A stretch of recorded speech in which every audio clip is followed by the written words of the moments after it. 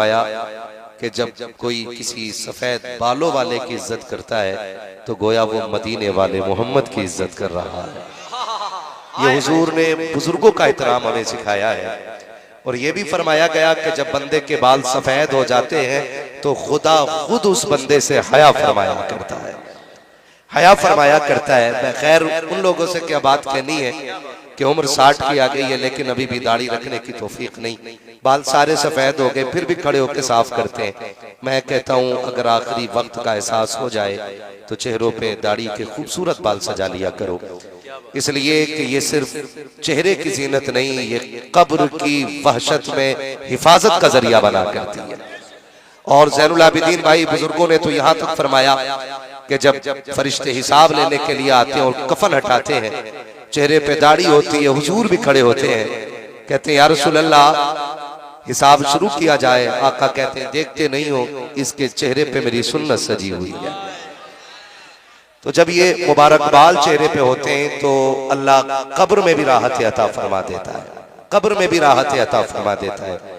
मैं सभी से कहूंगा चेहरों के बालों की हिफाजत की जाए और ये बाबरकत चीजें होती है, करेंगे ना इंशाअल्लाह। बात मैंने बूढ़ों से कही लेकिन अगर जवानी में बंदा दाढ़ी रख ले, बुजुर्गों ने फरमाया दुआ कबूल ना हो तो बंदा दाढ़ी हाथ में पकड़े और कहे मालिक तुझे तेरे महबूब की सुन्नत का वास्ता है मेरे उठे हाथों की लाज रख ले। फरमाया गया हाथ नीचे बाद में आते हैं, खुदा अर्शों से तकदीर का पहले फैसला फरमा देता है। तो कम से कम इतनी तब्दीली आ जानी चाहिए। ज़ैनुल आबिदीन भाई ने जो लहू में गर्मी पैदा की है ना, उसका असर इतना हो जाए कि सुबह अगर कोई कहे कि रात भर में क्या किया था, कहना कि एक दीवाना आया था कानपुर से, उसके अंदाज और उसकी सनाखानी को हमने देखा, इतने बदल गए हैं कि जलसे से पहले गाने गाते थे, जब से जलसे से आए हैं नबी की नात के तराने गुनगुनाने लग गए। इतनी तब्दीली तो कम से कम आ जानी चाहिए, आएगी ना इंशाअल्लाह, वादा करते हैं इंशाअल्लाह। और याद रखिएगा शाबान भाई बैठे, मैंने 2 दिन पहले भी शायद ये बात कही थी इन्हीं की मौजूदगी में कि मुझे लिए जरूरी नहीं है बंदे 40,000 हो तब तकरीर में दिल लगे। मैं कहता हूँ 4 होने चाहिए हुजूर के सच्चे वफादार होने चाहिए। हाँ जी, खैरियत है बेटे? माशाअल्लाह। ठंड लग रही कि नहीं? नहीं लग रही? हाँ खड़ा होना बेटा, खड़ो जल्दी से, ये काली टोपी वाली खड़ो जल्दी। ठंड लग रही नहीं ना? अब बैठो। आपने देख लिया, अब अंदाजा लगाइए दुनिया यही आके तो चक्कर काट जाती है कि हर किसी से अक्ल वाले इश्क करते हैं और मेरा नबी वो है जिससे जो इश्क करने लग जाए वही अक्ल वाला हो जाता है, वही अक्ल वाला हो जाता है। ये कम उम्र बच्चे जिन्हें अभी सही से रिश्तेदारों के नाम याद नहीं होंगे, ये हुजूर की महफिल में बैठे हुए और बजे कितने हैं? कितने बज रहे? मेरी घड़ी में 1 बजने को है, मेरे मुंह पे तो 1 नहीं बज रहा है। हाँ कितने बजने को है? 1 बजने को है और ये जाग रहे हैं। क्यों? नोट बंद हुए थे कि नहीं? नोटबंदी, बैंक के आगे कितने घंटे खड़े रहते थे लोग? 6 घंटे खड़े होना तो 3 भाई जाते थे, 2 घंटे एक खड़ा होता था तो 4 बैठ जाते थे, 4 घंटे के लिए 2 बैठ जाते थे, फिर वो जाते थे, फिर दूसरे को भेजते थे खड़े होने के लिए। यही हुआ ना? तो पता चला अपने कमाई के पैसे भी बैंक से लेने के लिए कोई इतनी देर तकलीफ बर्दाश्त नहीं करता है। यहाँ तो रात का 1 बज गया है, जवान तो छोड़िए छोटे बच्चे भी बैठे हैं और इनसे पूछो क्यों बैठे हो तो इनका भी यही जवाब होगा, सुना है आप हर आशिक के घर तशरीफ लाते हैं, सुना है आप हर आशिक के घर तशरीफ लाते हैं, मेरे घर में भी हो जाए चरागा या रसूल अल्लाह, मेरे घर में भी हो जाए चरागा या रसूल अल्लाह। अंदाजा लगाइए कि हुजूर की मोहब्बत ने बैठा रखा है और ये मोहब्बतों के सौदे कभी खाली नहीं जाने, कभी खाली नहीं जाने। मैं अक्सर कहता हूं जवानों, दिल कभी हुजूर से लगाओ। और कई बार लोग कहते हैं कि जी कोई वजीफा हो हुजूर को देख लूं, मैं कोई वजीफा बता दो मैं हुजूर को देख लूं। मैं कहता हूं वजीफे हैं लेकिन सबसे आसान रास्ता यह है, उनके लिए किसी दिन दुख उठाओ और इतना दुख उठाओ कि रोना पड़ जाए, फिर आंसू साफ करने के लिए हुजूर मदीने से आ जाया करते हैं। ये सबसे आसान तरीका है हुजूर की ज़ियारत का, ये सबसे आसान तरीका है। हम तो ये चाहते हैं हम दिनों आंखों से पाप भी करते रहे, हुजूर भी दिख जाए, हराम खाते रहे, हुजूर भी दिख जाए, हम रजाई गद्दों में सोते रहे, हुजूर की भी ज़ियारत हो जाए, हम कीमती गाड़ियों में भी टहले, हुजूर की ज़ियारत हो जाए। ओ भाई, कभी उनके लिए दिल तोड़ के देख, तसल्ली देने के लिए हुजूर मदीने से आ जाए। और याद रखिएगा महबूब को हंसने वाले उतने पसंद नहीं होते जितने रोने वाले पसंद होते। ये इश्क का उसूल, ये इश्क का उसूल है। और याद रखिए, इश्क सिर्फ लहू की कुर्बानी नहीं चाहता, इश्क मनसब, मरातिब, इज्जतों की भी कुर्बानी चाहता है, तब जाकर के रुतबे बुलंद होते हैं। इश्क रुतबे, अजमतें, इज्जतें, मरातिब, इन सब की कुर्बानी चाहता है। अगर ना याद हो तो याद दिला दूं, एक बहुत बड़े मर्तबे वाले को इमाम अहमद रजा कहा जाता है, और इतने बड़े मर्तबे वाला कि 1000 किताबों का मुसन्निफ, और इतना बड़ा अल्लामा अगर फिक़ा पे लिखने पे आए तो इमाम आज़म का सानी नजर आता है, अगर हदीस बयान करने पे आए तो अपने वक्त का इमाम बुखारी नजर आता है, अगर तबसरा करने लग जाए साइंस के तर्ज पर तो अपने वक्त का सबसे बड़ा साइंटिस्ट नजर आता है। उस इमाम अहमद रजा की जिंदगी देखो। इश्क मैंने कहा अजमतों की कुर्बानियां चाहता है, जो सिर्फ जूते उठवा करके बड़े रुतबे पाना चाहते हैं, उन्हें रुतबे मैसर नहीं होते हैं। मेरे बाप ने कहा था, बेटे कादिम बनना पड़ता है तब जाके कोई मखदूम बना करता है, पहले जूतियां उठानी पड़ती है तब जाके लोग जूते उठाते हैं, पहले किसी के तलवे आपको धोने पड़ेंगे तब जाके लोग आपके पैर पकड़ेंगे। मैंने कहा कैसे? कहा सुनो बेटे, बरेली के अहमद रजा की दावत बरेली में हो रही है, लोग पालकी से लेने के लिए आए हैं, मेरा इमाम पालकी में बैठा है, मगर इमाम आशिक़ रसूल था, सैयद की खुशबू नाक में आ गई। कहा पालकी रोक दी जाए, पालकी को रोका गया, निकल के कहा था कौन है जो तुम में से सैयद है? जब इतनी बात लगी सब में सन्नाटा, कोई नहीं बोला। तब मेरे इमाम ने कहा था तुम्हें तुम्हारे जद्दे अमजद का वास्ता है, तुम्हें मोहम्मद अरबी का वास्ता है, बताओ तो सैयद कौन है? एक सैयदजादे ने आगे बढ़ के कहा था, हुजूर खादिमों से काम लिया जाता है, जात नहीं पूछी जाती है। मेरे इमाम की आंखें बरस जाती है। कहा सच बता, तू ही मेरे मुस्तफा का शहजादा है? कहा आपको कैसे पता चला? कि अहमद रजा को तेरे वजूद से सैयद की खुशबू आ गई है, सैयद की खुशबू आ गई है। आपने हाथ जोड़े हैं, कहा माफ कर दे, मैं तेरे कंधे पर बैठ गया हूँ।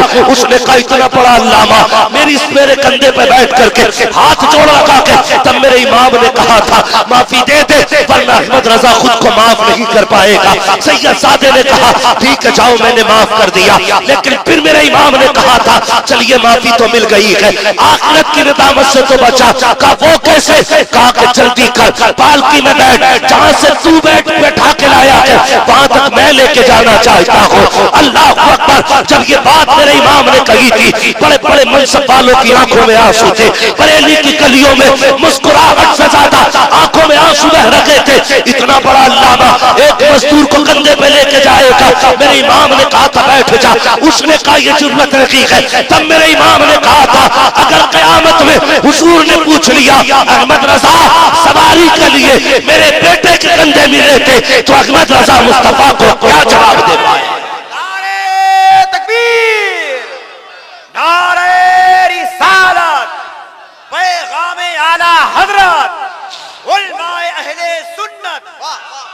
अल्लाह अकबर। फिर बैठाया वक्त का अल्लामा पगड़ी पैरों में रख के पड़ा, पैरों में अपनी पगड़ी रख दी। हम तो कहते हैं अच्छा जूते में ठोकर लग गई हमारे, तुझे दिखता नहीं हम कौन है? इमाम तेरी अजमतों को सलाम। आला हज़रत को लोगों ने पढ़ा नहीं, गैरों से सुना तुमने, गैरों से कहा तुमने, कुछ हमसे कहा होता, कुछ हमसे सुना होता। सच बात बताऊं, आला हज़रत का तारुफ जब भी कराया गया ना, यही कह के किल के रजा है खंजर आधा से कह दो खैर में आए न शर कर, ऐसे तो तारुफ हो रहा है। हाँ, जबकि इमाम अहमद रजा है कौन? इस सदी के सबसे बड़े सूफी को इमाम अहमद रजा कहा जाता है। इस सदी के सबसे बड़े मुनकसरुल मिजाज आलिम को इमाम अहमद रजा कहा जाता है। मैं 3 हज कर लूं ना तो फिर तो मैं डींगे मारते फिरता हूँ। चल भाई जूती उठा, जन्नत तेरी हो जाएगी। मुझे पानी पिला, जन्नत तेरी हो जाएगी। और वो इमाम जिसने रोजा नहीं, जिसने मस्जिद नबवी नहीं, बल्कि अपने सर की आंखों से मुस्तफा का चेहरा देखा था। ऐसा कोई हाजी हो तो लाके दिखा, जिसने चेहरा देखा था और चेहरा देख के कहा था तू जिंदा है वल्लाह, तू जिंदा है वल्लाह, मेरे चश्मे आलम से छुप जाने वाले। वो कितना बड़ा सूफी है, वो इतना बड़ा सूफी है कि अपनी कब्र को याद करके कहता है मुजरिम को न शर्माओ, अहबाब कफन ढक दो, मुंह देख के क्या होगा पर्दे में भलाई। इतना बड़ा सूफी, इतना बड़ा सूफी जिसके अमाल में हुजूर की ज़ियारत भी है, वो कह रहा है मुजरिम को न शर्माओ, अहबाब कफन ढक दो, मुंह देख के क्या होगा पर्दे में भलाई है। उस इमाम को पढ़ के तो देखो, पढ़ो तो उस इमाम को, उसकी जिंदगी देखो। लोग बात करते हैं कि उन्होंने पूरी जिंदगी काफिर बनाया। मैं कहता हूं पढ़ो इमाम अहमद रजा को। उन्होंने जिस तरह कौम को जगाया है ना, इस मीठी नींद से और मीठी आवाज में किसने जगाया है? उन्होंने बड़ी प्यारी आवाज लगाई थी, सूना जंगल रात अंधेरी, छाई बदली काली है, सोने वालों जागते रहियो, चोरों की रखवाली। सोने वालों जागते रहियो, चोरों की रखवाली है। किसने उठाया यार इतनी मीठी आवाज से? तकरीर कर उठो, बोला ना स्टेज पर न चलोगे? चलो, पब्लिक भाग रही है, चलो जल्दी से लोग चले जाएंगे। सुन भाई, महफिल हुजूर की है, हम क्यों टेंशन लें? किसकी है महफिल? जोर से। जब महफिल हुजूर की है ना तो फिर हुजूर जाने। अब कहोगे क्या मतलब? मैंने कहा मतलब भी सुन ले। अजमेर वाला बैठा दे ऊंट नहीं उठते, मदीने वाला बैठा दे गुलाम कैसे उठ के जा सकते हैं? अब भी अगर कोई उठ के चला जाए तो मसला ना महफिल का ना महफिल वालों का है, फिर मसला उसका कौन सी गलती कर बैठा है जो हुजूर ने अपनी मजलिस से उठा दिया है। फिर ये सोचना चाहिए बंदे। अगर कोई ये कह रहा है मेरा दिल नहीं लग रहा जलसे में, तो फिर ये मत कहे ज़ैनुल आबिदीन तुम्हारी शायरी कैसी है, अम्मा तू बोलता कैसा, सैयद साहब किबला गुफ्तगू कैसी थी। फिर जा और जाके लुक में चेक कर, हराम के खा के बैठा है कि हलाल के खा के बैठा है। बहुत अच्छा जुमला है, हक है। महफिल हुजूर की हो, आशिक का दिल न लगे, ये तो हो ही नहीं सकता। शमा चले चले तो परवाने आगे जाते, फूल खिले तो भंवरे आ जाते, मिलाद हो तो दीवाने चले आया जाते। आप खुद बताइए, यहाँ के कितने लोगों ने पूछा कि जमीन किसकी है? पूछा किसी ने बैठने से पहले? बोलो। किसी ने पता किया कि आंगन किसका है? किसी ने पूछा कि पैसा किस किसका लगा है? नहीं ना। क्यों? हमें जमीन से क्या मतलब, हमें शामियाने से क्या मतलब? हमें तो इससे मतलब है ना बातें हमारे हुजूर की हो रही है, बातें हमारे हुजूर की हो रही है। भाई आलादत के कहते हैं सूना जंगल रात अंधेरी, छाई बदली काली है। और सोने वालों से कह रहे हैं सोने वालों जागते रहिए। सोने वालों जागते रहिए। कोई ऐसे बोलता सोने वाले से? आलादत बोल रहे हैं सोने वालों जागते रहियो, चोरों की रखवाली है। और जब उन्होंने रखा दिया ना, जब उन्होंने रखा दिया और हम जाग गए, हमें जगाया उन्होंने, जब हम जाग गए ना तो फिर अब हाल ये है पूरी दुनिया का, इतना एहसान मानती है आला हजरत का। उन्होंने एक बार आवाज दे के जगाया था और दुनिया कह रही है डाल दी कल्ब में अजमत मुस्तफा। सैयदी आला हजरत पे सैयदी आला हजरत पे आज बड़ी तेजी से जो सबसे तेज फितना चल रहा है ना, वो पिलंबर मिर्जा का है। हमारा नौजवान सबसे ज्यादा उसे सुन रहा है, कह रहा लॉजिक है जी बात में, लॉजिक। लॉजिक क्या है? क्या लॉजिक जो कहता बात समझ में आती है। मैंने कहा सुन, ईमान लॉजिक को तस्लीम करने का नाम नहीं है। ईमान अक्ल को हुजूर के कदमों में कुर्बान करने का नाम है। ये याद रखिए, अगर लॉजिक पे अमल होता ना तो उमर ना होते। अगर लॉजिक तलाश करते तो अबू बकर नहीं होते। लॉजिक लिए बैठा था अबू जहल। मैं कैसे मान लूं कि एक रात में कोई अर्शों पे गया और आ गया? ये लॉजिक। समझ रहे सारे लोग? और गौर से सुनिएगा, अल्लाह करे हमारा कोई नौजवान किसी प्लम्बर और किसी डॉक्टर के चक्कर में ना पड़े। प्लम्बर टोटी फिट करता है, दीन नहीं फैलाया। हमारा नल खराब होगा तो प्लम्बर को बुलाएंगे, ईमान खराब होगा तो बरेली के अहमद रजा को बुलाया जाएगा। लॉजिक बता रहा हूं। वो जो बात करता है ना, लोग कहते थे कि लॉजिक क्या, उसकी गुफ्तगू में लॉजिक है, कनेक्टिविटी है। जो बात कहता समझ में आती है कि पानी गिरेगा तो कपड़े भिगो दे, ये लॉजिक है। धूप निकलेगी उजाला होगा, ये लॉजिक है। मैंने कहा यही लॉजिक अबू जहल लेके आया था। उसने कहा था, अबू बकर कहा क्या कि तुम अपने यार से सच्ची दोस्ती का दावा करते हो, तुमने आज तक हमारी नहीं मानी। लो आज एक बात बताओ। कहा क्या तुम इस बात की तस्दीक करोगे? अगर कोई बंदा ये कहे कि मैं एक लम्हे में आसमानों के ऊपर गया हूँ, मैंने जन्नत भी देखी, दोज़ख भी देखी है, मैं जन्नत की भी सैर करके आया हूँ, दोज़ख की भी सैर करके आया हूँ, और आगे कहता है ये सब कुछ देख के आया हूँ एक लम्हे के अंदर क्या ये कहने वाला सच्चा हो सकता है? सच्चा हो सकता है? हजरत अबू बकर सिद्दीक ने कहा नहीं। कहा कोई भी नहीं। जब इतनी बात कही है, अबू बकर ने अबू जहल ने कहा लगाया और कहा था, लो अब बताओ ये जो बात कह रहा है तुम्हारा नबी कह रहा है, जिसे तुम दोस्त कहते हो, उसने कही है। तब अबू बकर ने मुस्कुरा के कहा, अगर उसने कहा है तो सच ही कहा है। अगर उसने कहा है तो सच ही कहा है। अबू जहल कह रहा, लो अभी तो कह रहे थे कोई नहीं कह हो सकता जा सकता। फरमाने लगे मेरा यार कोई में तो नहीं आता ना। क्या बात, वो मेरा यार कोई में तो नहीं आता ना। अगर वो कहते हैं तो सच कहते हैं। लॉजिक लेके बैठा था अबू जहल और इश्क लेके आए थे अबू बकर। लॉजिक ने अबू जहल बना दिया, इश्क ने अबू बकर बना दिया।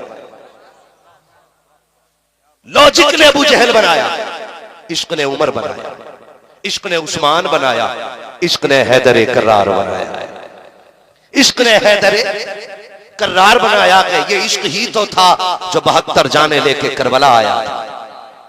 ये इश्क ही तो था, वरना लाओ ना लॉजिक की बात हो तो ये अगर होता करबला में प्लम्बर या इसका बाप, ये कहता सुनो हम जूते उठा रहे हैं, अल्लाह और इश्क क्या था? हुसैन 6 माह की कमाई लेके खेमे से निकला। इसे इश्क कहते हैं, इसे इश्क कहते हैं। 6 माह की कमाई ली है, नाना की चादर डाल दी है। देख के अमीर बिन साद ने कहा, लो हुसैन आ रहे हैं अब कुरान लेके। पहले आ जाते तो जान बख्श देते, अब कुरान लाने का क्या फायदा? अकबर नहीं, कासिम नहीं, और मोहम्मद नहीं, अब्बास नहीं, सारे चले गए। अब कुरान लेके आ रहे हैं। मेरा इमाम पहुंचा, उन्होंने कहा अब लाए हो कुरान जान की माफी मांगने के लिए? मेरे इमाम ने कहा जालिमों में कुरान नहीं लेके आया, हुसैन अपनी जान लेके आया। और जैसी मुस्तफा की चादर अपने शहजादे के चेहरे से हटाई ना तो 22,000 की टांगे कांप गई थी। ये इश्क था, 22,000 की टांगे कांप गई। यही तो इश्क था। अल्लाह अकबर। जब मेरा इमाम खड़ा हुआ है, अब इश्क की ताकत देखिएगा। 22,000 के सामने खड़े होकर मेरे इमाम ने कहा था, सुनो तुमने अकबर को शहीद किया, कासिम को शहीद किया, अब्बास को शहीद किया, मेरे साथी सारे शहीद कर डाले गए। सिर्फ इतना कहना चाहता हूँ, मेरे असगर को एक घूंट पानी दे दो, मैं तुम्हारे सबके किए हुए जुर्म को माफ कर दूंगा। कयामत में नाना के हाथ से हौज़े कौसर के जाम पिलवाऊंगा। अमर इब्न साद ने कहा था, हुसैन जाम नहीं चाहिए, 2 चीजें चाहिए, या तो सर दे दो या हाथ दे दो। इश्क यहाँ बोल के कहता है सर ले सकते हो, हाथ नहीं ले सकते हो, इसलिए कि इस हाथ ने नाना की उंगली पकड़ के चलना सीखा।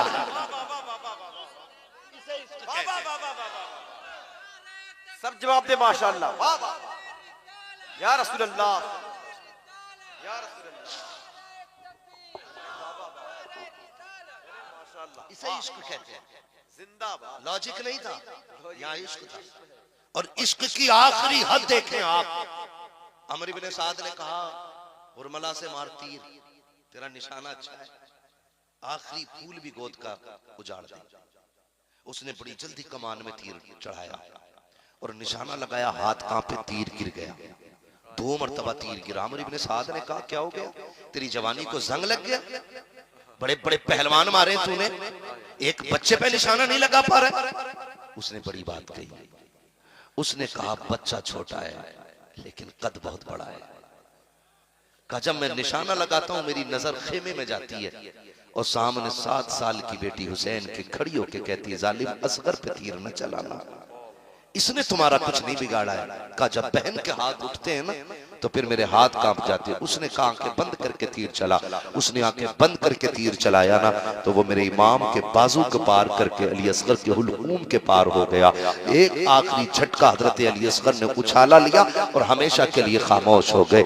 मेरे इमाम ने शहजादे के जिस्म को जमीन पे रखा, रुख किया मदीने की तरफ। इसे इश्क कहते हैं, रुख किया मदीने की तरफ और यूं दामन झाड़ के बोले नाना आपने तो एक दिया था हुसैन के लिए, हुसैन सारे लुटा के जा रहा है आपकी उम्मत के। अल्लाह अल्लाह अल्लाह अल्लाह। अरे अल्लाह सलामत रखे। वाह वाह वाह। हाय हाय हाय। अल्लाह अल्लाह। वाह वाह वाह। तवज्जो है सारे लोगों की। तो हम दीन इंजीनियर से नहीं, डॉक्टर से नहीं, आलिम से सीखेंगे। किससे सीखेंगे? आलिम से सीखेंगे। हमारे मसाइल हैं, हम हजरत के पास आएंगे मदरसे में, 2 जानू बैठेंगे, हुजूर ये बताएं वुजू में फर्ज कितने, गुस्ल में फर्ज कितने, हुजूर से इश्क कैसे करना चाहिए, हुजूर से मोहब्बत के तकाजे क्या हैं, हुजूर खाते कैसे थे, हुजूर पीते कैसे थे, उनका किरदार कैसा था, उनका रवैया कैसा था अपने गुलामों के साथ। फिर जब बताया जाएगा ना तो फिर जो नस्ल तैयार होगी ना वो हुजूर की वफादार नस्ल तैयार होगी। ये 2 कमियां, एक तो ये रफ़े यदैन करने लगे इंजीनियर के मानने वाले है, नमाज में खेल करने लगे। और एक और भी ये मसला बता दूं, जो लोग 4 साल 5 साल सऊदी रह के आ जाते हैं वो यहाँ टांगे फैला के खड़े हो रहे, कह रहे दीन अब तो दीन तो अब समझ में आया। मक्के में सुन रहे मेरी बात? एक दिन मेरे हुजूर ने रुख किया था हिंदुस्तान की तरफ और मुस्कुराए थे ठंडी सांस लेके। साहबा ने कहा हुजूर क्यों मुस्कुराए? फरमाया मुझे हिंदुस्तान से वफा की खुशबू आ रही है। यही मुल्क है ना जिससे मेरे नबी ने वफा की खुशबू महसूस की थी। और हिंदुस्तान के सुन्नियों में तुम्हारी किस्मत को सलाम करता हूँ। शरीयत में जो एहतमाम हिंदुस्तान में किया जाता है ना वो किसी मुल्क में नहीं किया जाता है। शरीयत में अमल का एहतमाम जो हिंदुस्तान में किया जाता है वो आज किसी मुल्क में नहीं किया जाता। किसी मुल्क में, सऊदी अरबिया में आप चले जाइए, आप देखें नेकर पहन कर नमाज पढ़ने आ गए, नंगे सर नमाज पढ़ रहे, जूते पहन के नमाज पढ़ रहे। लेकिन जब हमारे हिंदुस्तान में अगर 7 साल का बच्चा नमाज के लिए निकले, सबसे पहले माँ टोपी उड़ाती है, बेटे अल्लाह के घर नंगे सर नहीं जाया करते। बच्चा अगर हाफ आस्तीन की बनियान पहना हो कहता अम्मी मुझे फुल शर्ट पहना दो, फुल कुर्ता पहना दो, मेरी कोनी खुल रही है, मेरा गला खुल रहा है। अल्लाह अकबर, ये हिंदुस्तान की माओ की तरबियत है। जब बच्चे मदरसे आया करते हैं, जब मस्जिद में इबादत के लिए 7 साल के बच्चे को आते देखो, खुदा की कसम उसकी नजरों में हया दिखाई देती है, उसके वजूद से किरदार पैगंबर की झलकियां दिखाई देती है। और जब वो चलता हुआ मस्जिद की तरफ जाता है, जुमे के दिन कभी खड़े होकर के देखिएगा, हर घर से नाली में पानी गिरता है, हर घर से वुजू करता है, कोई गुस्ल कर रहा है, पानी बह रहा है। हमारी कौम का 7 साल का बच्चा जब चलता है तो सिमट के चल रहा है, इधर पानी गिरा खुद को इधर हटा लिया, इधर गिरा खुद को इधर हटा लिया। पूछ तो सही 7 साल के बच्चे से इतना सिमट के क्यों चल रहा है? वो भी कहता है तुझे पता नहीं है मैं अल्लाह के घर में इबादत करने जा रहा हूँ, कहीं ऐसा ना हो कोई नापाक पानी का छींटा मेरे कपड़ों पे आ जाए। मुझे मस्जिद में जाने के लिए सिर्फ दिल पाक करना जरूरी नहीं, मुझे दिल भी पाक करना है, बदन भी पाक करना है, और बदन पे पहना हुआ कपड़ा भी पाक लेके जाना। अरे बाबा बाबा, अरे जिंदाबाद। ये हमारे हिंदुस्तान की तरबियत है। और रह गई वो हक है। वो टांगे फैलाने वाले का मसला क्या बात है, क्या बात है। और रफ़े यदैन का मसला। आगे फैलाने वाले। हुजूर का बेटा बैठा हुआ है, बहुत अच्छी करते हैं। मुझसे ज्यादा दीन ये समझेंगे क्योंकि हमने दीन इनके घर से सीखा है। पूछो इन उलमा से, रफ़े यदैन को हुजूर ने हुक्म क्यों दिया? बगलों में बुत छुपा के लाते थे मुनाफिक। फरमाया फिर रफ़े यदैन करो, उठाओ देखें कहां तक रोकोगे बगलों में। फटाफट गिर गए। क्या बात है। हाँ, जब बगलों की पाबंदी लगाई ना, ये इनमें छुपा छुपा के लाते थे, छोटे छोटे बना के।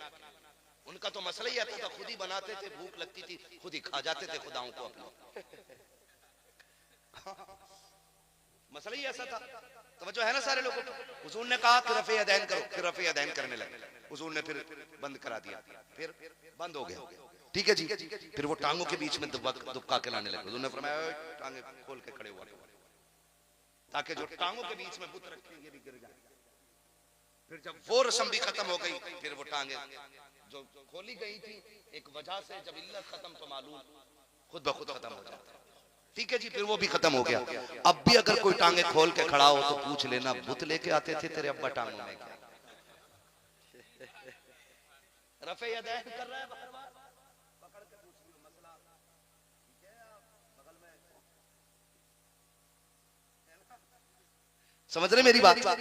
तो हमें इन सब से बचना। कह रहा दीन तो मैंने मक्के में सीखा, दीन तो मैंने, अरे वहां देखो सारे मुसलमान ऐसे नमाज पढ़ रहे हैं, उन जैसा मुसलमान कहां? सुने, फिर दलील क्या देते हैं? अगर वो सच्चे ना होते तो काबे की चाबी उन पे क्यों होती?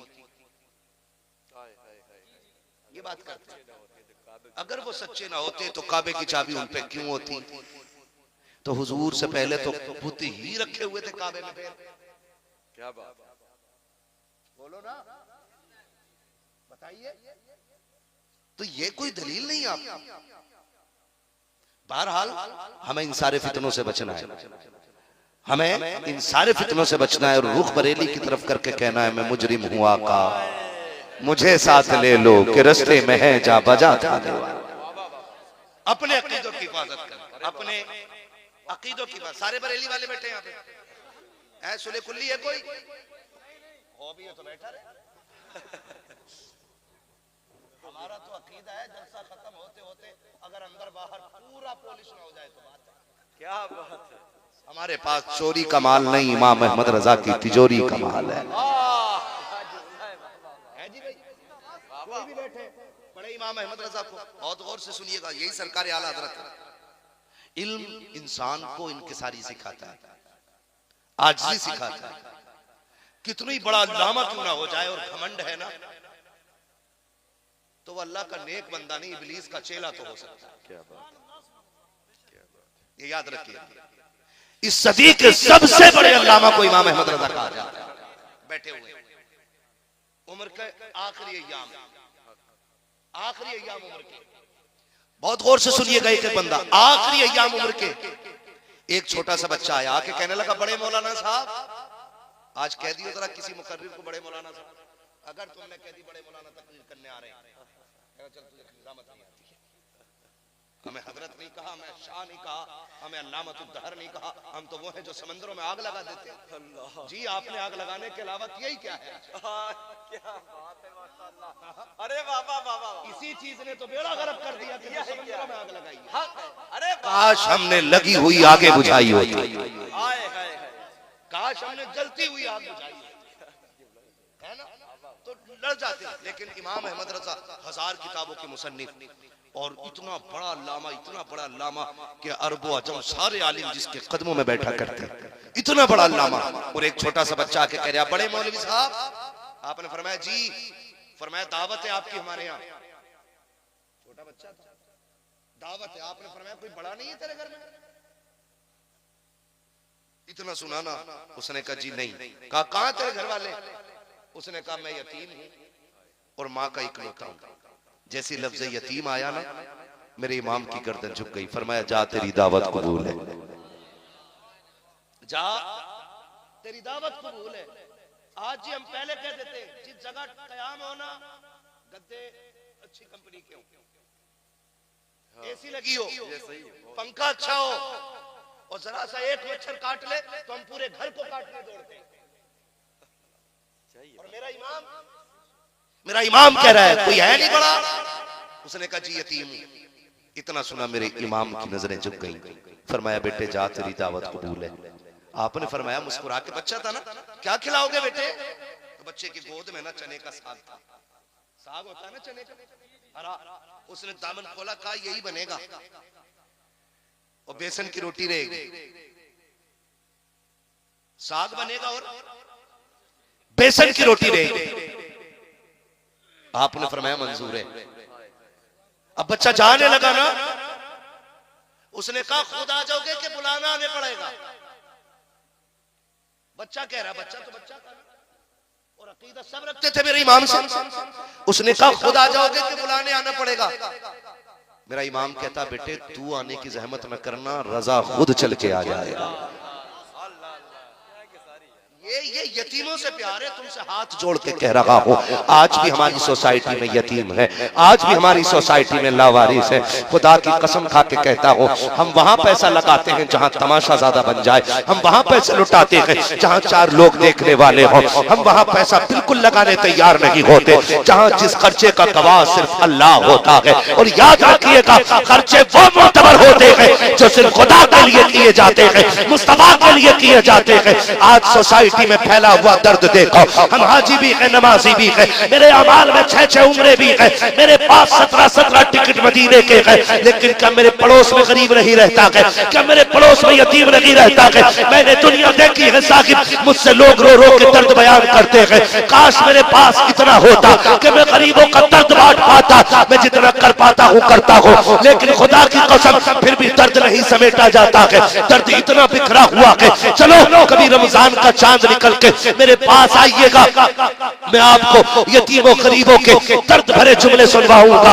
ये बात बता करके मैं किसी के राजों से पर्दे उठाना नहीं चाहता, मैं गुर्बत को रुस्वा नहीं करना चाहता, मैं किसी गरीब को ला करके बीच चौराहे पे जलील करना नहीं चाहता। लेकिन आपसे कहना चाहता हूँ, आपकी ड्यूटी पूरी दुनिया को संवारने की नहीं है, पूरे हिंदुस्तान को संवारने की नहीं है। आप इस बस्ती में रहते हो, सिर्फ इस बस्ती के यतीमों की जिम्मेदारी उठा लो। हर गांव का अमीर अगर अपने बस्ती के यतीमों की जिम्मेदारी उठा ले तो फिर रमजान में किसी यतीम के दस्तरखान पर सिर्फ पानी नजर नहीं आएगा।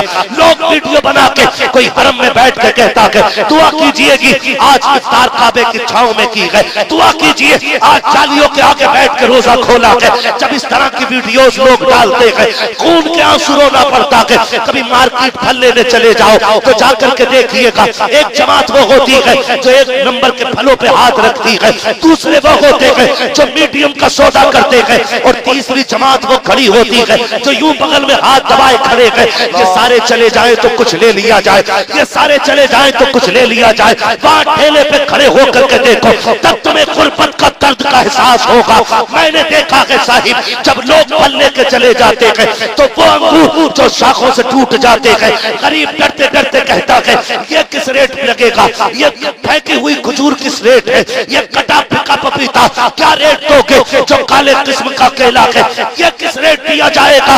अगर तुम्हारी भी कोई दुकान है, हाथ जोड़ के कहता हूँ रमजान आ जाए तो खाली पैसा कमाने के लिए तिजारत मत कीजिएगा, अमीर बनने के लिए तिजारत मत कीजिएगा। पैसे वाला है, तुम्हारी मर्जी के जो चाहो रेट लगाओ। अगर गरीब आ जाए किसी चीज पे हाथ रख के हाथ पीछे कर ले और तुम्हें लग जाए कि खरीद नहीं पा रहा है, अपनी जानिब से 100 ग्राम 200 ग्राम 1 किलो थैली में पैक करके कहना चाह कि मेरी तरफ से रमजान का तोहफा अपने बच्चों के लिए लेके चला। नारे तकबीर, नारे रिसालत, सीरते मुस्तफा, अस्मते मुस्तफा, सरकारे मदीना कॉन्फ्रेंस, पैगामे आला हजरत हजरत अल्लामा मुफ्ती हम्माद साहब क़िबला मुरादाबादी, उलमाए अहले सुन्नत। अरे बाबा बाबा बाबा, क्या बात, नाराज हो गए भैया? नहीं ना, तवज्जो है सारे लोगों को? अरे बाबा बाबा है ना, चलो थोड़ा सा आगे, अगर ना थके हो। ये ऐसे जन्नत खरीदी जाती है, जन्नत ऐसे कभी नहीं मिलने वाली है कि एक केला है और 6 लोग खड़े होकर दे रहे हैं।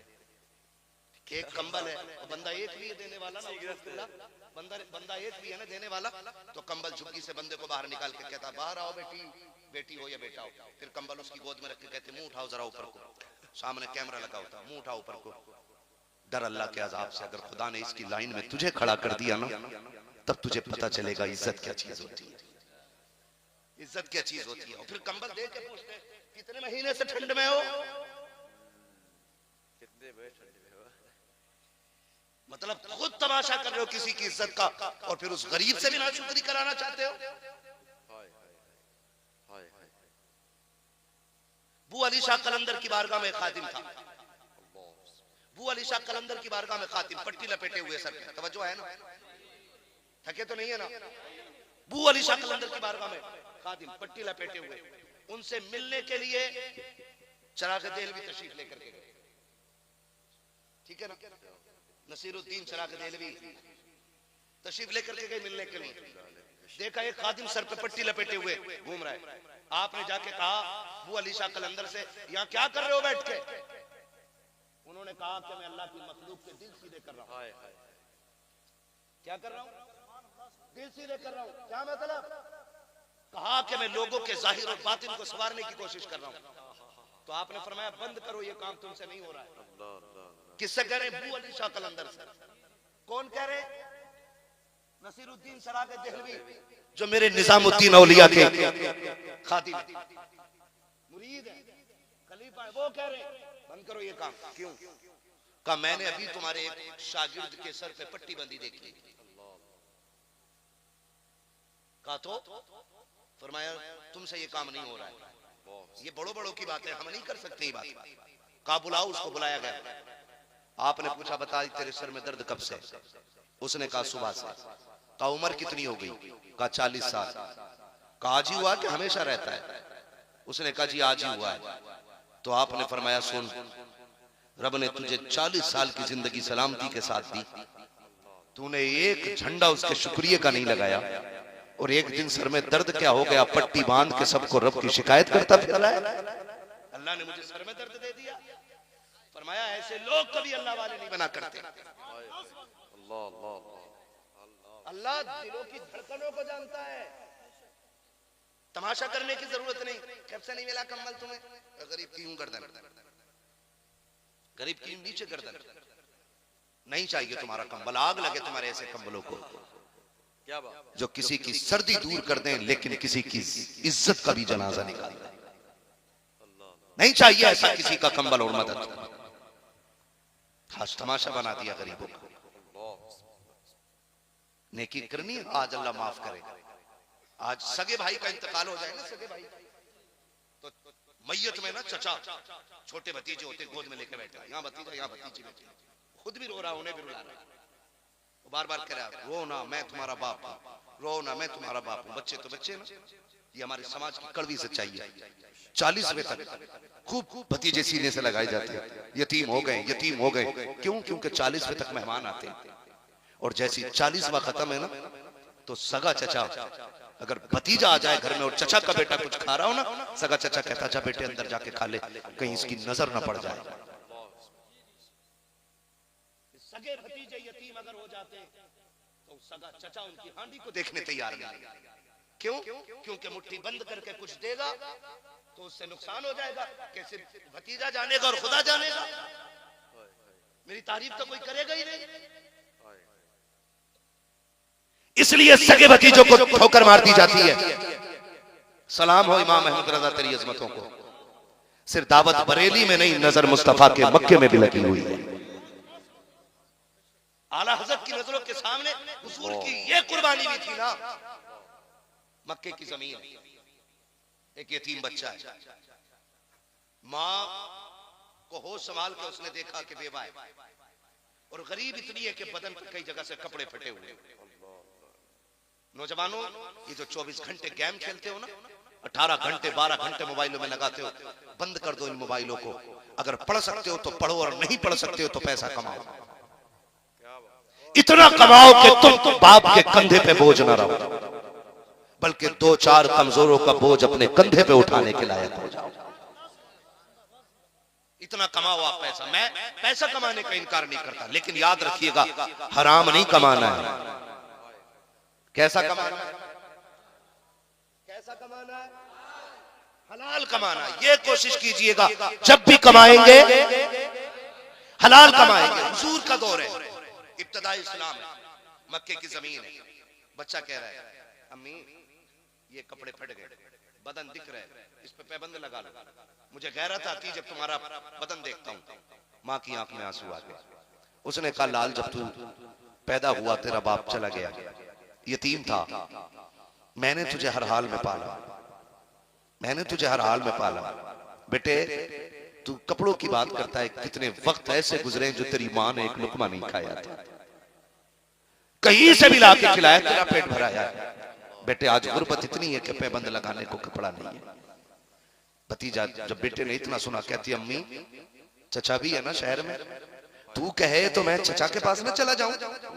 माँ ने कहा बेटे जमीन मक्के की है, यहाँ दिल भी पत्थर के हैं, जमीन भी पत्थर की है, यहाँ कोई किसी का दर्द बांटने वाला नहीं। उसने कहा अम्मी एक बार जाने की इजाजत तो दे दे, हो सकता कि चचा मुझे देखे मेरे चेहरे में उसे अपने भाई का चेहरा दिखाई दे जाए, भतीजा समझ के उसे तरस आ जाए। माँ ने कहा बेटे मैं उसे 7 साल से देख रही हूँ, आज तक एक वक्त का एक लुकमा देने वो नहीं आया है, तेरी माँ को चादर कैसे दे देगा? बच्चा बच्चा था, जिद कर बैठा, माए बच्चों की जिद के आगे टूट जाती है। माँ ने कहा अच्छा तेरी मर्जी है, लेकिन बेटे खैर से जाना खैर से आना है। बच्चा गया दौड़ करके चचा के दरवाजे पे दस्तक दी है, दस्तक दी, चचा बाहर निकला, कहा कौन है? कहा तेरा भतीजा आया हो। कहा किस लिए आया है? बच्चे ने कहा माँ के बदन पे जो कपड़े हैं वो इतने फट चुके हैं कि अब उससे बदन दिखाई देता है, सिर्फ एक चादर का सवाल लेकर के आया हो, चचा एक चादर दे दे जिससे मेरी माँ का बदन छुप सके। चचा ने इतना सुना, भतीजे को धक्का दे करके कहा था निकल यहाँ से, तेरे बाप ने हमारे लिए कमा के नहीं रखा था, तुझे मेरे कंधों का बोझ बना के छोड़ के चला गया है। जैसी इतनी बात सुनी है, यतीम उठा रोते हुए आ रहा है, रास्ते में हुजूर के सहाबी से मुलाकात हो जाती है। कहा क्यों रो रहे हो? कहा कि चचा ने मारा है। जब इतनी बात सुनी है, सहाबी ने मुस्कुराना शुरू किया। बच्चा कहता मेरे गम पे हंस रहे हो? कहा नहीं, हंस इस बात पे रहा हो कि दुनिया टुकरा रही है, मैं तुझे सीने से लगाने वाले का पता बताने लग गया। अरे बाबा उसका पता बताने लगा जो गरीबों को सीने से लगाने के लिए। कहा कौन है? कहा नाम मोहम्मद है। कहा कहाँ मिलेंगे? कहा हरम में मिलेंगे। बच्चा माँ का फर्माबरदार था। उसने कहा सुनो वहां भी जाना तो माँ की इजाजत से ही जाना है, वहां भी जाना है तो माँ की इजाजत। हम माँ की इजाजत से घर से निकलते, हम तो चप्पल पहन के गेट तक भाग जाते, पीछे से अम्मा की आवाज आती गुड्डू कहाँ जा रहे हैं? तो झूठ बोल के कहते अभी आ रहा हूं, जबकि हम 3 बजे 1 बजे 2 बजे रातों को आते, और 1 बजे 2 बजे आए फिर दरवाजा न खुले तो गुस्सा माँ पे उतारते। पता नहीं मैं खड़ा था कितनी देर से, तुझे शर्म नहीं आई? उठा नहीं गया? सुन ये माँ बाप बादशाह होते हैं, पूरी रात भी ये दरवाजा न खोले और तू कुत्ते की तरह गेट पे खड़ा रहे ना, तुझे हक नहीं है उनसे ये पूछने का भी कि दरवाजा क्यों नहीं खोला।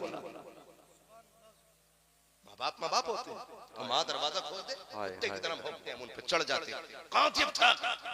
कब से गेट बजा रहा हूँ, पता ही नहीं कब से खड़ा हूँ, नशे में सो रही थी।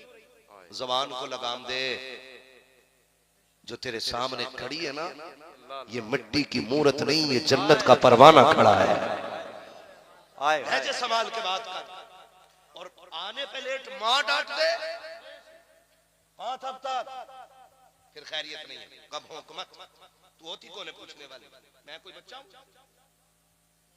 मुझे नहीं पता कब आना कब जाना, तुझे मुझसे ज्यादा फिक्र है? तूने दुनिया में देखा ही क्या है?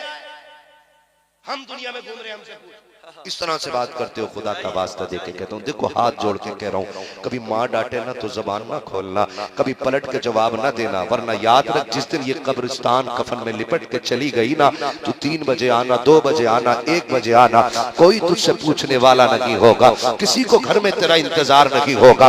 एक माँ ही तो है जो इंतजार करती है, एक माँ ही तो है जो टोक दिया करती है, एक माँ ही तो है जिसको तेरे देर से आने की फिक्र होती है, एक माँ ही तो है कि जब तू नहीं होता है, तब माँ तड़प जाया करती है और तू उसी से कहता है तू होती कौन है पूछने वाली।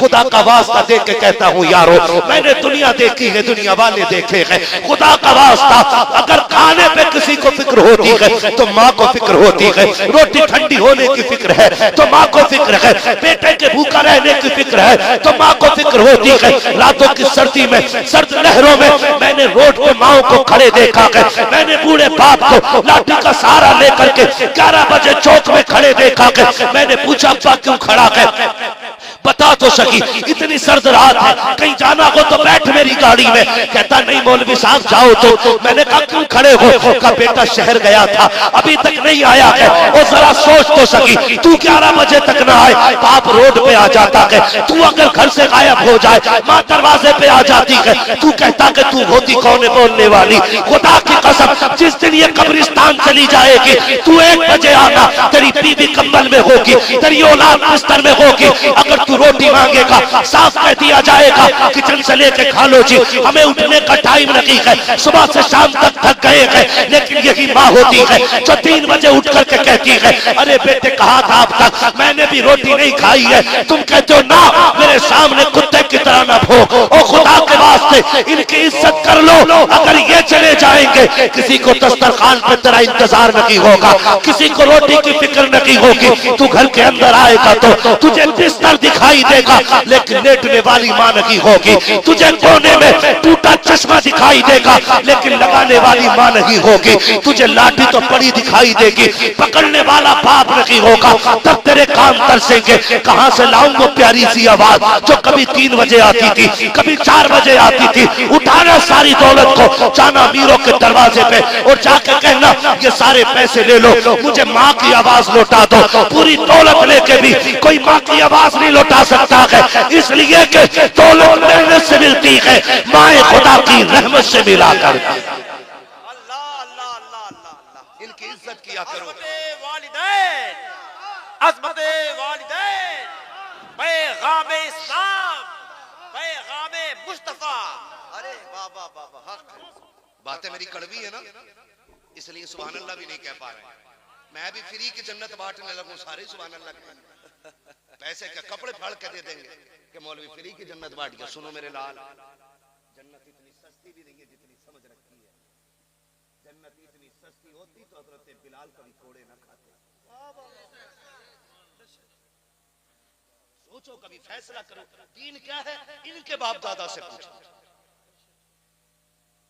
हाँ, जिसकी सकीना करबला में प्यासी रही हो वो हुसैन बताएगा दीन की कीमत क्या है। अल्लाह अल्लाह।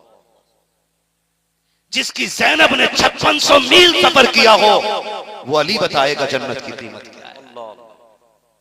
हम तो बैठे 2 मिनट में ये जन्नती वो जन्नत, फिर गए फ्री में जन्नत बैठे।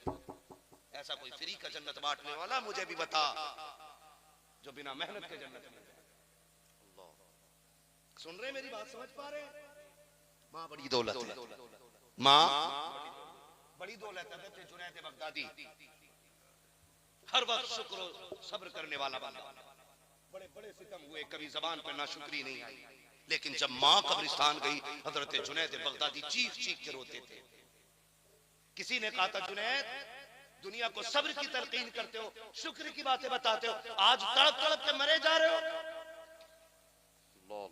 इतना गम माँ के जाने का।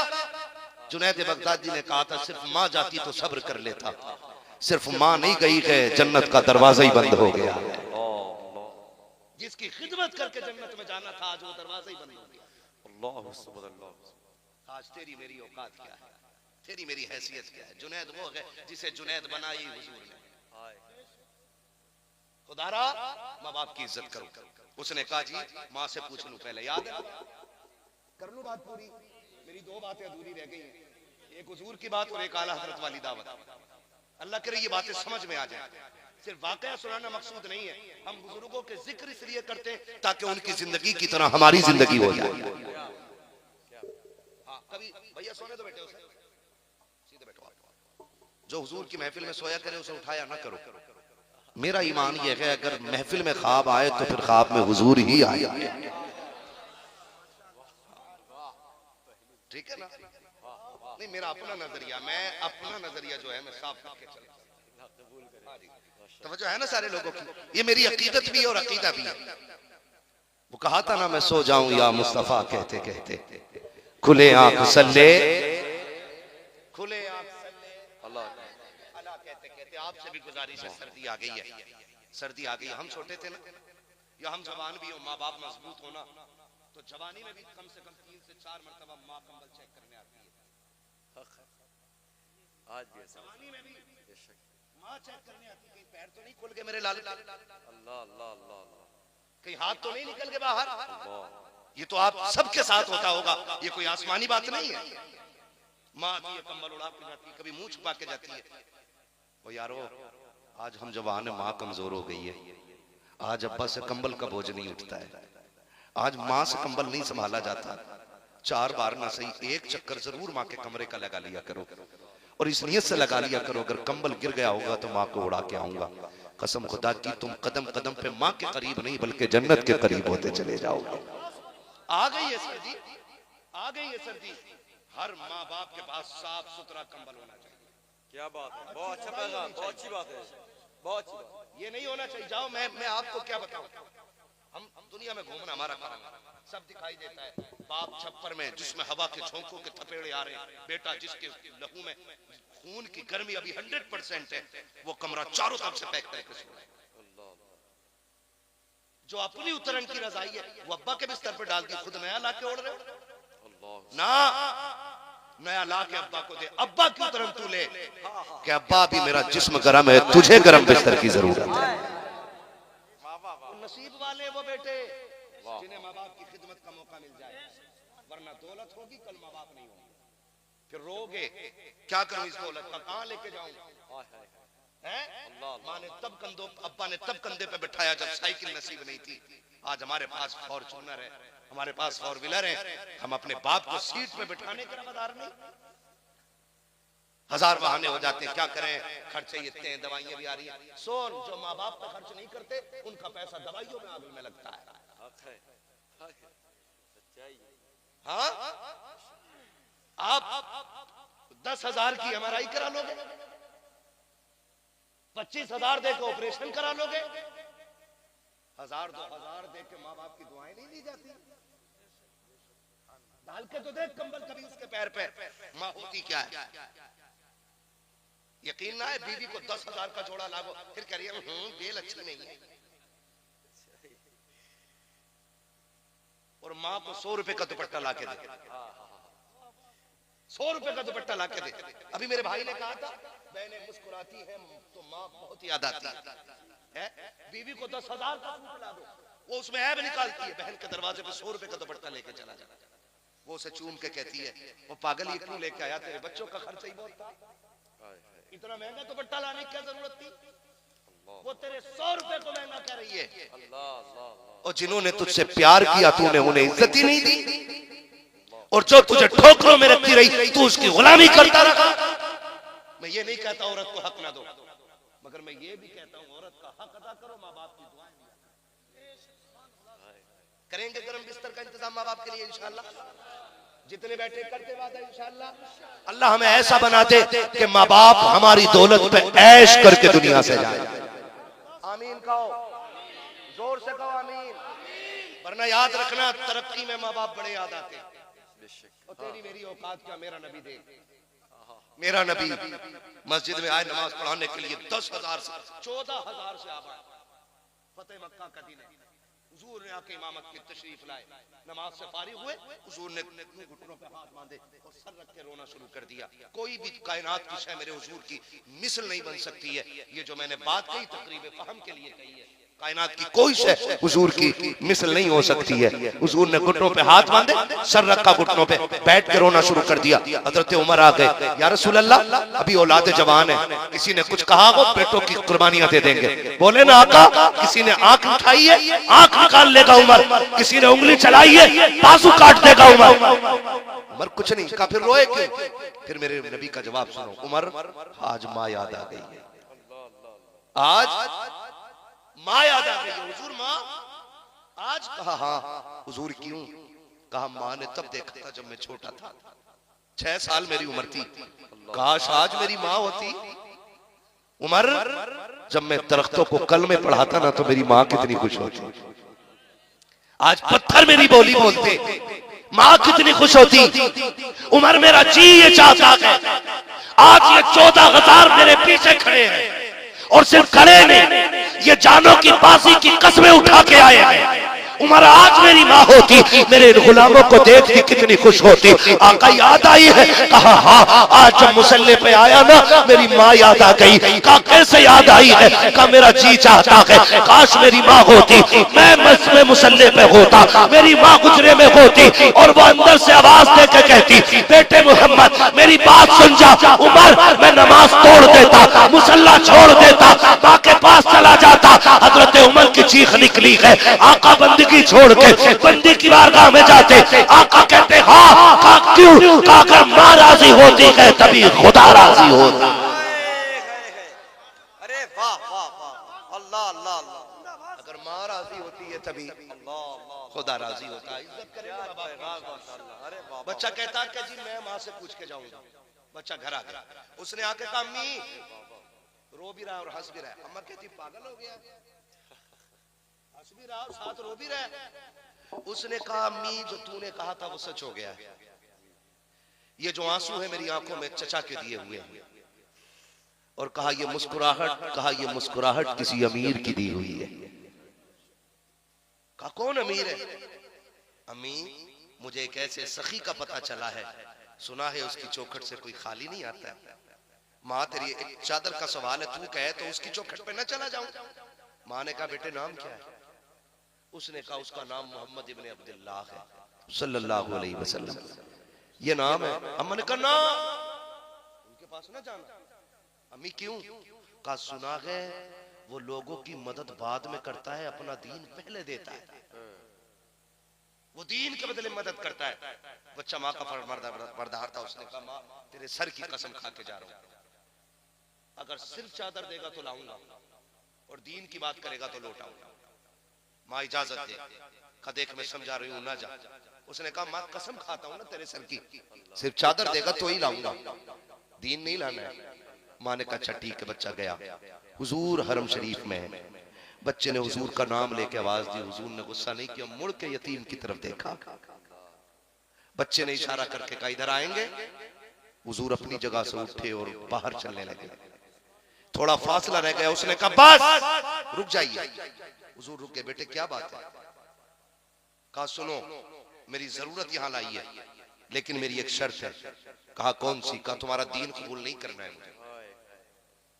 बच्चा था ना, पहले कह बैठा सुनो जरूरत लाई है मेरी यहां, तुम्हारा दीन लेने नहीं आया हूं। अगर दीन की शर्त ना हो तो मैं जरूरत रखूं। मेरे हुजूर आगे बढ़े, फरमाने लगे बेटे बता। बच्चे ने जैसी कहा मैं यतीम हूं, मेरे नबी की आंख में आंसू आ गए। हुजूर आगे बढ़े, बच्चे के सर पे हाथ रखा। बच्चा भी रो रहा है, हुजूर भी रो रहे हैं। वो बात पूरी करके बच्चा कहता है मैं तो इसलिए रो रहा हूं, यतीम हूं, आप क्यों रोए? फरमाया जब तुझे यतीमी में देखा ना तो सुन, मैं भी तो एक बेवा माँ का बेटा हूं, मुझे पता है बाप के बगैर जिंदगी क्या होती है। मैं तेरा दर्द सुन के रो दिया, मुझे अपना बचपन याद आ गया। हुजूर बच्चे के साथ रो रहे हैं। हुजूर ने अपनी मुजम्मिल वाली चादर कंधे से उतारी। फरमाया जा तुझे कोई शर्त नहीं है, ले चादर ले जा, माँ को दे दे जाके। अब जो बच्चे ने हुजूर की चादर ली है और सीने से लगाई है, इश्क सीने में उतरना शुरू हो जाता है। इश्क सीने में उतरा, तवज्जो है, इश्क सीने में उतरा। अब जैसी चादर सीने पे लगी है, इश्क कहता यार इन्हीं के कदमों में बैठ गया। जा कर रहा है, लेकिन अक्ल कहती है माँ इंतजार कर रही होगी। इश्क ने कहा बैठ, अक्ल ने कहा चल। बच्चे ने चादर सीने से लगाई और सोचा जिस माँ की इजाजत से ये चौखट मिल गई है, उसी माँ की इजाजत से बहुत कुछ मिल सकता है। बच्चे ने घर की तरफ दौड़ लगाई है, चादर सीने से लगा के गया है। माँ दरवाजे पे खड़ी थी, बेटे को आते देखा चादर के साथ। मारे खुशी की माँ की खुशी की इंतहा न रखी। आ गया मेरे लाल जी, अम्मा का चादर ले आया है। कहा हाँ माँ ये चादर लेके आ गया हो। चादर में खुशबू आ रही है। माँ ने कहा बता, उन्होंने दीन की शर्त तो नहीं लगाई है। अब बच्चे का जो देखिए, जो तसव्वुर बच्चे का था, उसने कहा माँ जमाना झूठ बोलता है, दुनिया उसके बारे में जो कहती है, बकवास करती है, उससे ज्यादा रकीम तबीयत का मालिक आज तक मैंने देखा ही नहीं है। तुझसे किसने कहा? वो दीन पहले देता है, जरूरत बाद में पूरी करता है। अम्मा उसने तो दीन की बात ही नहीं की थी, उसके कंधे पे एक ही चादर थी, वो भी उतार के देती। इतना सुना माँ की चीख निकल गई, उसने पकड़ा बेटे को, अरे पागल सिर्फ चादर लाया है। अम्मा और क्या लाता? का जिसकी चादर लाया है उसका दीन क्यों नहीं लाया है? बदल गए, जिसका दीन उसकी चादर क्यों नहीं लाया? अम्मा तूने मना किया था ना, का पागल ऐसे लोग जमाने में कहाँ मिलते हैं। अम्मी जाऊं मैं? ना अब तू नहीं, मैं भी तेरे साथ जाऊंगा। अब चादर हुजूर की लिए और फिर वही माँ बेटे आ गए। हुजूर फिर अपनी जगह पे इबादत में मसरूफ है। फिर बच्चे ने आवाज दी, हुजूर ने फिर मुड़ के देखा, फिर उसने इशारा किया है। हुजूर फिर अपनी जगह से उठे हैं, फरमाते और क्या बात है बेटे, कुछ और भी चाहिए क्या? अल्लाह अकबर। खातून की आंख में भी आंसू है, बच्चा भी रो रहा है। उसने कहा जब से होश संभाला है आज तक यतीमी के बोझ से बाहर नहीं निकला था, तेरे कदमों तक क्या आया, यतीमी का ख्वाब ही दिमाग से निकल गया है। अल्लाह अकबर। उसने कहा था सरकार सिर्फ चादर न दे, बल्कि मुझे अपनी गुलामी में जगह भी इनायत फरमा दे। अल्लाह अकबर। जब आके करीम की ये सखावत याता देखी, दोबारा उठ के दरवाजे तक आना, यतीम के सर पे फिर से हाथ रखना, फिर से जरूरत को पूछना, और फिर इस आदत को देख के बरेली वाले ने तड़प के कहा था आता के फकीरों में उन्हें प्यार कुछ ऐसा, खुद भीख दे और खुद कहे मंगते का भला हो, मंगता तो है मंगता, कोई शाखों में दिखा दो जिसको मेरे सरकार से टुकड़ा मिला।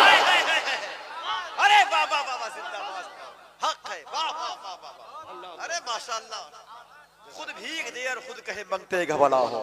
आता है फकीर पे प्यार, आता है फकीरों से उन्हें प्यार कुछ ऐसा, खुद भीख दे और खुद कहे मंगते का भला हो, मंगता तो है मंगता, कोई शाखों में दिखा दो जिसको मेरे सरकार से टुकड़ा ना मिला। ऐसे ऐसे दरवाजे जाते हैं, तमाशे बना के नहीं, अपने बदन का कपड़ा उतार के फिर दर्द बांटा जाता है।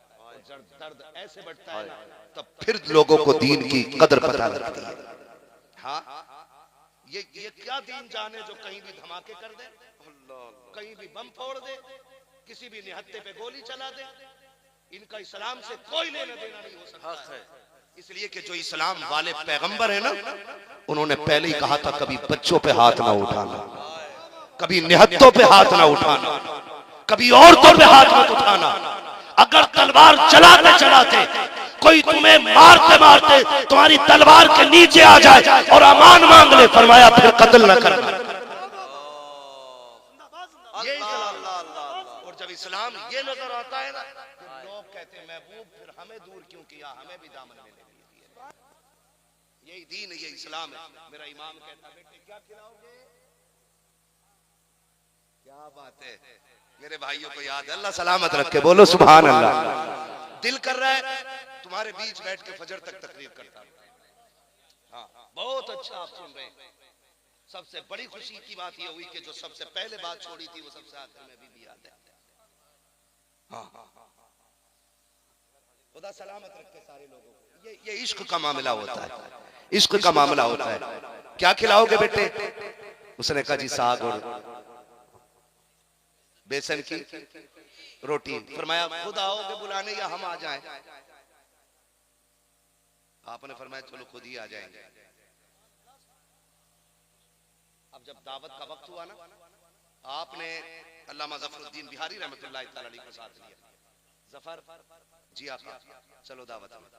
अब बिहारीपुर ढाल पे उस बच्चे का घर था और आप सौदा गिरा गिरा, कहां सौदा गिरा, ठीक है ना, आधा 1 किलोमीटर का फासला, 1-1.5 किलोमीटर का फासला होगा, ठीक है ना। मार्केट में पता नहीं चलता कितना है, कभी मीटर लगाया नहीं, तो इतना फासला।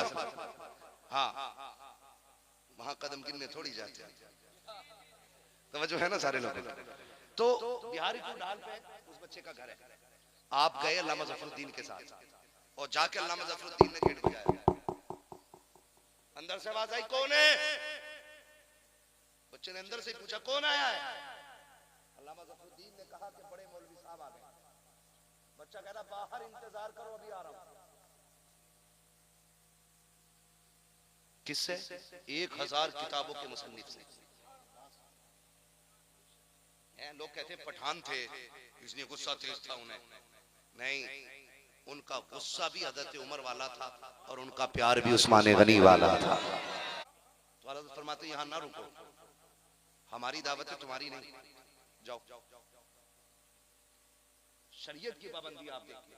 आज दावत एक थी हुजूर, तो 3 लोग मोटरसाइकिल पे एक्स्ट्रा बिठा के ला रहा, चल लिया क्या कोरमा है, वो तो जगह नहीं रहती, बाइक पे डंडे मार के ले जाए।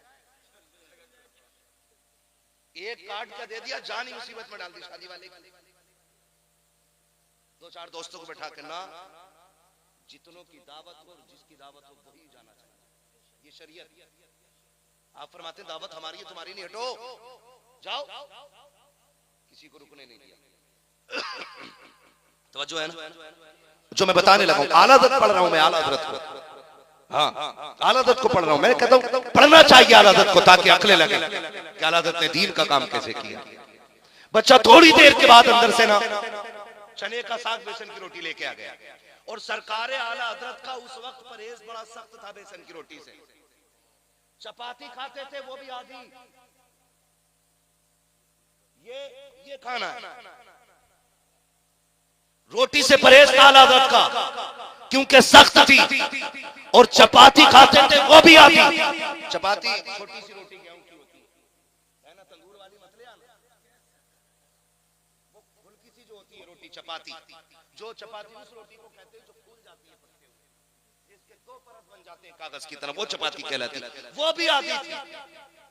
अब जब आया है दस्तरखान पे खाना, यतीम लेकर के आया, अल्लाह अकबर, अल्लामा ज़फरुद्दीन बैठे हुए हैं, सरकार आला हज़रत के आगे वही बेसन की रोटी रखी हुई है जिसको डॉक्टर आपके लिए जहर बता चुके हैं। का ये रोटी कभी जिंदगी में अब आपको नहीं खानी है, अब आपके मैदे में इतनी ताकत नहीं है जो इसे हजम कर पाए, आप ये रोटी नहीं खा सकते हैं। लेकिन जब यतीम ने दस्तरखान पे ला के रखी, आप आधी रोटी चपाती खाते थे, लेकिन आज जब खाने के लिए बैठे गए, अल्लामा ज़फरुद्दीन कहते थे कि खा, आला हज़रत रखे थे, पसीना मेरे माथे पे आ रहा था, इस रोटी को आप खा रहे हैं। और कहते आधी नहीं बल्कि आज पूरी रोटी सरकार आला हज़रत ने खाई है, खा करके इजाजत ली है और दुआ दे के चलने लगे। अल्लामा ज़फरुद्दीन ने कहा था सरकार माजरा समझ में नहीं आया, कितनी सख्ती से परहेज कर रहे हैं, डॉक्टर ने पाबंदी लगाई है, आप एक लुकमा खा लेते, आपकी सेहत भी बच जाती, दावत का भी हक अदा हो सकता था, आपने मौत को दावत दे दी है। इतनी मजबूत रोटी, वो भी एक खाली है। सरकार आला हज़रत की आंख में आंसू आए, कहा था ज़फरुद्दीन तू ही बता यार, मैं अपनी तबीयत को देखूं या मदीने वाले की शरीयत को देखूं, मैं अपनी सेहत को देखूं या मदीने वाले की निस्बत को देखूं। कहा क्या कहना चाहते हैं? कहा अगर मैं एक लुकमा खा लेता दावत का हक अदा हो जाता, लेकिन यतीम का दिल टूट जाता, वो सोचता मैं गरीब हूं इसलिए एक लुकमा खाया है, का पेट भर के इसलिए खाया है ताकि यतीम भी राजी हो जाए और साथ में मदीने वाला मुस्तफा भी राजी हो।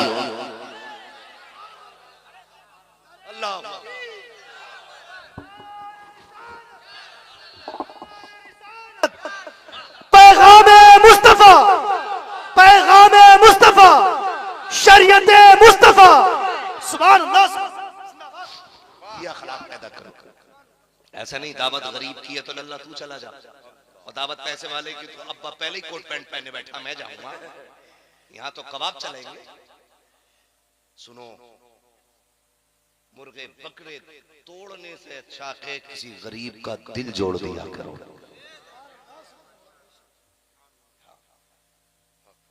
हो सके तो भले ही अमीर की दावत में मत जाना, उसके आने वाले 1000 होंगे, लेकिन गरीब की दावत पे जरूर जाना,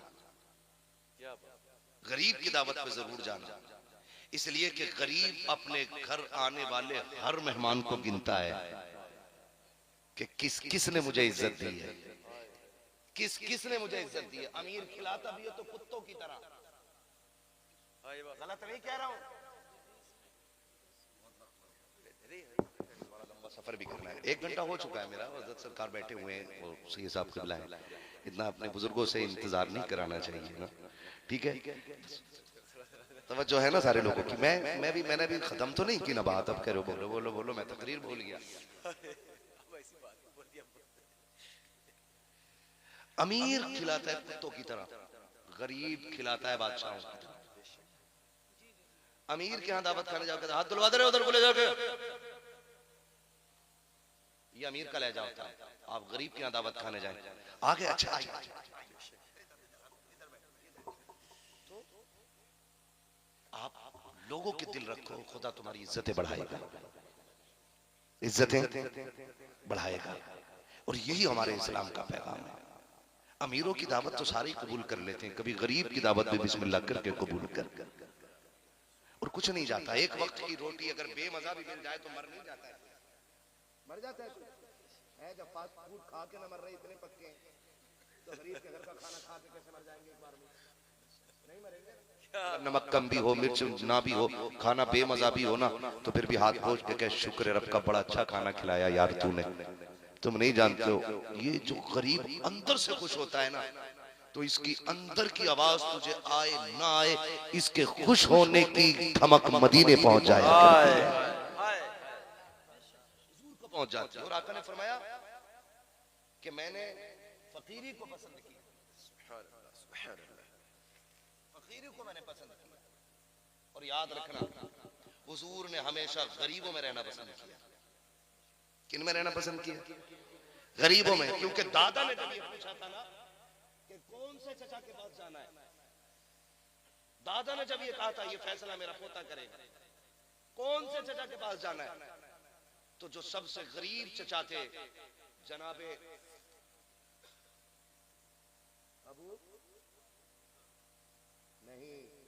अबू तालिब, हजरत अली के बारे में, उनके पास जाके गोद में बैठ गए थे। हालांकि और चचा गुंजाइशदार थे, पैसे वाले थे, लेकिन चचा की गोद में उनके ही जाके बैठे जो सबसे गरीब थे। लेकिन उनकी मोहब्बत भी जानते हैं। जब उनके घर का खाना बन जाता था और बच्चे कहते थे अब्बा भूख लगी है, तो कहते थे ना, पहले हमारा मेहमान खाना खाएगा, उसके बाद सब खाना खाएगा है। और जब हुजूर दस्तरखान पे आते थे तो हुजूर सबको बैठाए बगैर खाना नहीं खाते थे। एक दिन घर के बच्चों ने कहा अब्बा आप हमें उनके बाद ही क्यों दस्तरखान पे बुलाते हैं?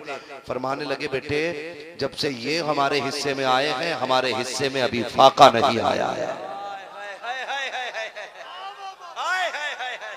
इनको पहले बैठाने का फायदा ये है, ये दस्तरखान पे आ जाते हैं, बरकतें अल्लाह आसमानों से नाज़िल फरमा दिया। तो हुजूर ने हमेशा गरीबों को पसंद किया। हम भी ये कोशिश करें कि अपनी जिंदगी में कमजोर लोगों को तरजीह देंगे इंशाअल्लाह। फरमाया गया लक़द कान लकुम फ़ी रसूलिल्लाहि उस्वतुन हसना, मेरे महबूब की जिंदगी आपके लिए बेहतरीन नमूना है। हुजूर के दिए हुए तरीकों पर अमल करने की कोशिश करें इंशाअल्लाह। जब इस हाल में मरोगे ना कि हुजूर के रंग का कोई रंग आपके ऊपर होगा, उनकी खुशबू की कोई लहर आपके जिस्म से आ रही होगी, फिर आप कफन में लिपट के जा रहे होंगे। कोई कहेगा मुखिया का जनाजा, कोई कहेगा प्रधान का जनाजा, कोई कहेगा जमींदार का जनाजा, कोई कहेगा अब्बन का बेटा, बब्बन का बेटा, लड्डन का बेटा, ये सारी बातें कहेंगे। लेकिन तेरे जनाजे की खुशबू कहेगी लहद में इश्क रुखे शह का दाग लेके चले, अंधेरी रात सुनी थी चराग लेके चले, तेरे गुलामों का नक्शे कदम है राहे खुदा, वो क्या भटक सके जो ये सुराग लेके चले। करेंगे इंशाअल्लाह। आज के लिए इतना सबक काफी है। जिंदगी रहेगी ना तो बाकी बातें फिर हो जाएंगी, और फिर जब कब्र में साल में पहुंचेंगे सजरे का हुक्म हो रहा है, इजाजत हो तो 2 मिनट में पढ़ दो।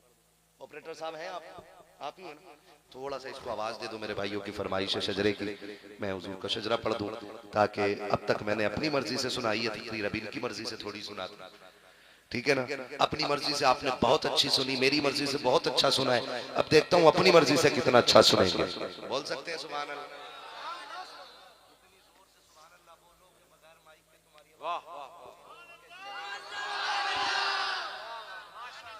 मेरी बात भी पूरी नहीं होनी,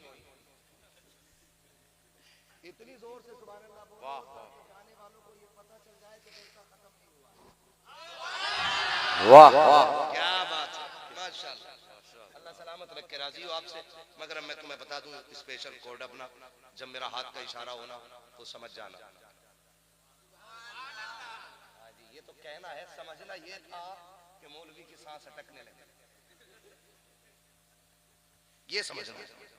कहना सुभान अल्लाह, वाह अटकने पे सुभान अल्लाह नहीं कहना है कि बिल्कुल ही बंद हो जाए।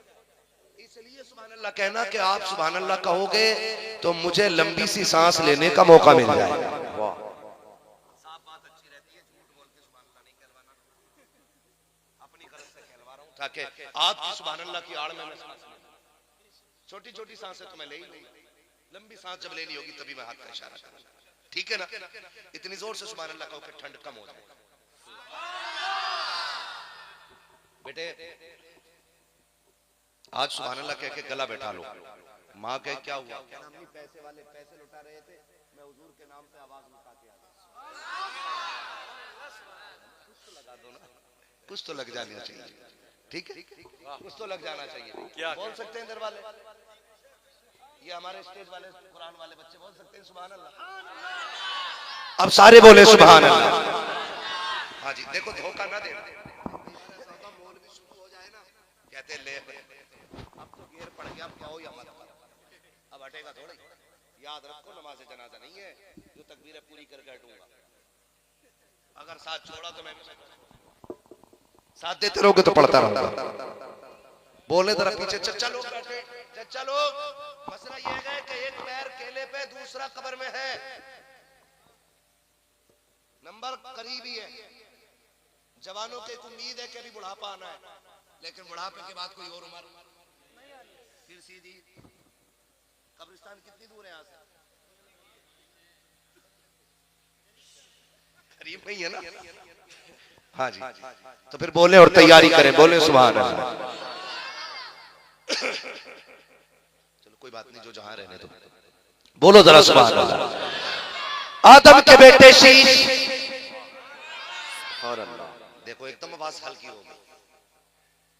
साथ ना छोड़ो, मुझे मेहनत करनी, तकरीर बराबर मेहनत खाली शजरे में लग जाती है। हाँ, तो अब थोड़ा सा साथ दें, वरना कोई जरूरी नहीं है, मैं जबरदस्ती नहीं कर रहा हूँ। मेरा वक्त तो मुकर्रर हो पूरा हो गया, बल्कि उससे भी 10 मिनट ऊपर निकल गए जितना मुझे बोलना चाहिए था। बोले जरा सुभान अल्लाह। आदम के बेटे शीश, शीश के बेटे अनस, अनस के बेटे कैनान, कैनान के बेटे मेलाइल, मेलाइल के बेटे ब्यारत, ब्यारत के बेटे इदरीस, इदरीस के बेटे मुतवशिक, मुतवशिक के बेटे लबकने नाम, लबकने नाम के बेटे नूह, नूह के बेटे साम, साम के बेटे जुल्हाद, जुल्हाद के बेटे शालिक, शालिक के बेटे आबिर, आबिर के बेटे दाता, दाता के बेटे रावा, रावा के बेटे सारू, सारू के बेटे नाकुल, नाकुल के बेटे तारिक, तारिक के बेटे इब्राहिम खलीलुल्लाह, इब्राहिम खलीलुल्लाह के बेटे इस्माइल ज़बीहुल्लाह, इस्माइल ज़बीहुल्लाह के बेटे केदार, केदार के बेटे अवाम, अवाम के बेटे हमल, हमल के बेटे साबित, साबित के बेटे सलमान, सलमान के बेटे रईसा, रईसा के बेटे इलियसा, इलियसा के बेटे औद, औद के बेटे हव्वा, हव्वा के बेटे अदनान, अदनान के बेटे माद, माद के बेटे नदार, नदार के बेटे मुदिर, मुदिर के बेटे इलियास, इलियास के बेटे मुदरिका, मुदरिका के बेटे खदीमा, खदीमा के बेटे किनाना, किनाना के बेटे नदर, नदर के बेटे मालिक, मालिक के बेटे फार, फार के बेटे गालिब, गालिब के बेटे लुई, लुई के बेटे काब, काब के बेटे मुर्रा, मुर्रा के बेटे किलाब, किलाब के बेटे कुसई, कुसई के बेटे अब्दे मनाफ, अब्दे मनाफ के बेटे हाशिम के, हाशिम के बेटे अब्दुल मुत्तलिब के, अब्दुल मुत्तलिब के बेटे अब्दुल्लाह के, और अब्दुल्लाह के बेटे मुहम्मदुर रसूलुल्लाह। बस जो हुए गलत उनको माफ फरमाए रब्बे कायनात। जिंदगी ने दिया साथ, फिर होगी मुलाकात, चमन रहा फूल खिलेंगे, जिंदगी रही फिर मिलेंगे, मुसाफिर हम भी, मुसाफिर हो तुम भी, किसी मोड़ पर फिर मुलाकात होगी। फकीरान आए सदा कर चले, सदा खुश रहो ये दुआ कर चले। सारे लोग कलमा शरीफ पढ़ लीजिए, ला इलाहा, और जोर से ला इलाहा, और जोर से ला इलाहा इल्लल्लाह। अस्तगफिरुल्लाह रब्बी मिन कुल्ली ज़ंबिन व अतूबु इलैहि व मा अलैना इल्लल बलाग। अस्सलामु अलैकुम व रहमतुल्लाह। रहमत पे लाखों सलाम, शम्ए बज़ में हिदायत पे लाखों सलाम, शम्ए बज़ में हिदायत को सलाम। शगरे यारे रम ताजदारे हरम, शगरे यारे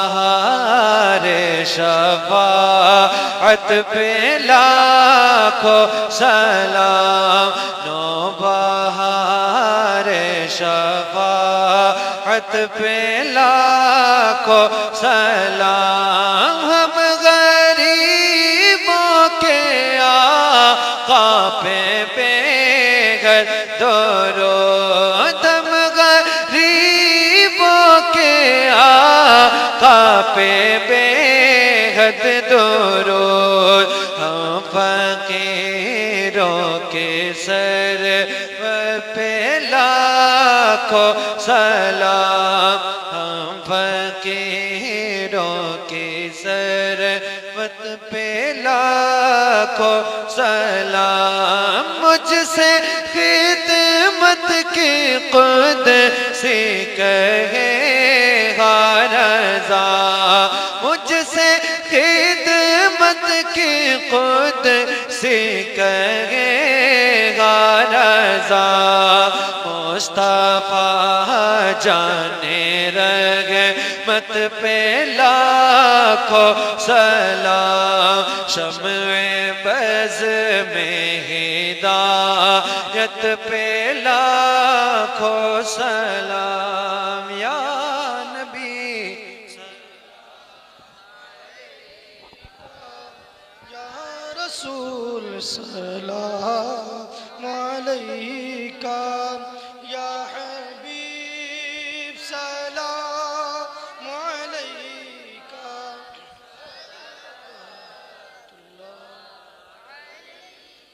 अस्सलातु वस्सलामु अलैका या रसूलल्लाह, अस्सलातु वस्सलामु अलैका या हबीबल्लाह।